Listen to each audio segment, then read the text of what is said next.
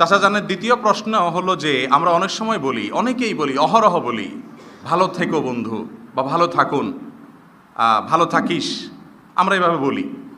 এই যে ভালো থাকো ভালো থাকুন এটা বলি আমরা, ভালো থাকা যদি কারোর এখতিয়ারে থাকতো তাহলে পৃথিবীতে কেউ খারাপ থাকতো না।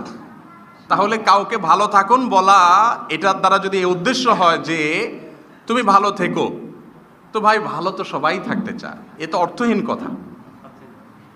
বরং আমাদের বলা উচিত আল্লাহ তাআলা তোমাকে ভালো রাখুন। তবে এই কথা বলার কারণে কেউ ঈমান হারা হবে না ইনশাআল্লাহ, কারণ এই কথা ব্যাখ্যা সাপেক্ষ। কারণ এই উদ্দেশ্য হতে পারে যে তুমি ভালো থেকো মানেই হলো এটা এক প্রকারের দোয়ার উপকর্থে আল্লাহ তোমাকে ভালো রাখুন, ওই কথাটা উজ্জ্ব আছে।